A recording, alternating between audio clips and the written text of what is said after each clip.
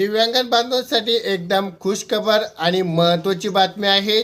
त्यामध्ये आपल्याला दिव्यांग विवाह योजना 2025 या अंतर्गत 2.5 लाख किंवा 1.5 लाख या अनुषंगानं एक योजना आहे। त्या योजनेनुसार आपल्याला एक GR आलेला आहे।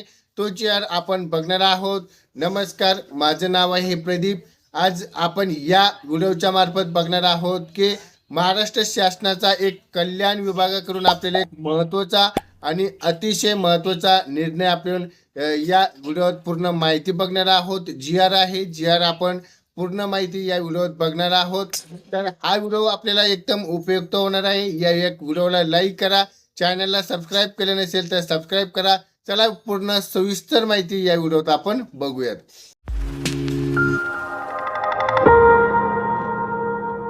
दिव्यांग व्यक्तीसाठी सामाजिक आणि सुरक्षा अंतर्गत ये विवाह प्रोत्साहन ही योजना आहे। ही योजना 18 डिसेंबर 2025चा GR आहे। यामध्ये आपण बघणार आहोत ही योजना कोणासाठी आहे, आपल्याला आर्थिक मदत किती मिळणार आहे, या GR मध्ये आपण पूर्ण सविस्तर माहिती बघणार आहोत। त्यासाठी बघितलं असेल दिव्यांग व्यक्ती असेल, या योजनेअंतर्गत आपल्याला या योजनेमध्ये आपल्याला विवाहामध्ये आर्थिक मदत केली जाते। सामाजिक समता असेल, आत्मनिर्भरता असेल, कौटुंबिक, भावनिक, मानसिकता आणि सामाजिक संस्थांमध्ये हे एक आपल्याला महत्त्वाचे असतील। यामध्ये आपल्याला दिव्यांग अभ्यंग विवाह आपल्याला प्रोत्साहन अनुदान या शासनाकडून एक महत्त्वाचा निर्णय आहे। यामध्ये बघितलं असेल दिनांक 17/2/2014 मध्ये अनिवार्य सुरू केली आहेत। यामध्ये या व्यक्तीमध्ये आपण बघितलं असेल की यासाठी एक राबविला जाणारी योजना आहे। त्या योजनेअंतर्गत आपल्याला शासनाचा महत्त्वाचा निर्णय आहे। दिव्यांग विवाह योजनेअंतर्गत प्रोत्साहन अनुदान आपल्याला वाढ या दिव्यांग घटकांमध्ये आपल्याला समाविष्ट करण्याचा शासनाचा निर्णय आहे। या योजनेअंतर्गत आपल्याला अर्थसहाय्य केले जाते। दिव्यांग आणि अवंग या विवाहामध्ये आपल्याला असतील तर यांना 1.5 लाख रुपये मदत केली जाते। यामध्ये बघितलं आहे दिव्यांगमध्ये विवाह असेल त्यामध्ये आपल्याला बघितलं आहे 2.5 लाखापर्यंत आपल्याला अनुदान दिलं जातं आहे।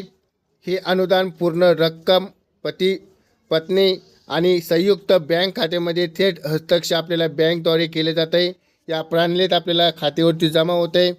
यापैकी आपल्याला 50% जी रक्कम आहे ती आपल्याला अद्याप 5 वर्षकरिता आपल्याला मुदत ठेवण्यासाठी ठेवावी लागते।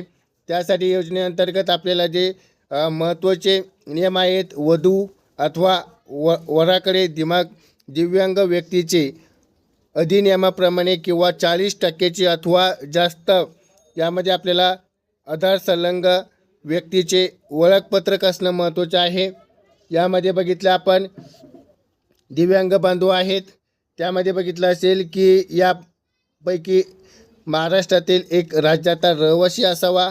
त्यासाठी विवाहित बंधू असेल, वधू असेल, वरांचा एक प्रथम असावा।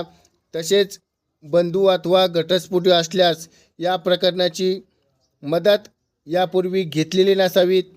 त्यामध्ये बघितलं असेल विवाह हा एक कायदेकर्ता किंवा विवाह नोंदणी कार्यकर्ते ही नोंदावं लागणार आहेत। यामध्ये बघितलं आपण यामध्ये आपल्याला जो 5वा नियम आहे तो म्हणजे विवाह झाल्यानंतर 1 वर्षाच्या आत त्यांनी योजनेचा लाभ घेण्यासाठी संबंधित जिल्हा दिव्यांग असतील, सक्षमीकरण असेल अधिकारी यांच्याकडे आपल्याला अर्ज करणं महत्त्वाचं आहे। त्यासाठी आपल्याला एक महत्त्वाची कागदपत्रे आहेत। त्यासाठी महत्त्वाची कागदपत्र काय आहेत, आधार संलग्न असेल त्यामध्ये आपल्याला आधार संलग्न ओळखपत्र, दिव्यांग प्रमाणपत्रक असणं गरजेचं आहे, विवाहित नोंदणीचं प्रमाणपत्र असणं गरजेचं आहे, त्यामध्ये आपल्याला आधार कार्ड असण्याचं गरजेचं आहे, पती व पत्नीचं आधार संलग्न, संयुक्त बँकेचे तस्वीर आणि बँकेमध्ये पासबुक असलेले हे पानाची प्रत आपल्याला असणे गरजेचं आहे।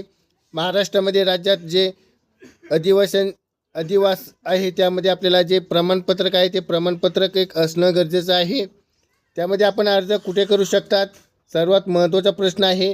अर्ज करताना लाभार्थ्यांना आपल्याला शासनाचा जो विवाहित केलेले नमूद केलेले आवश्यक कागदपत्रे अर्ज सोबत जोडण्याची पूर्ण खात्री करून परिवहन जिल्हा कार्यालय सादर करावेत।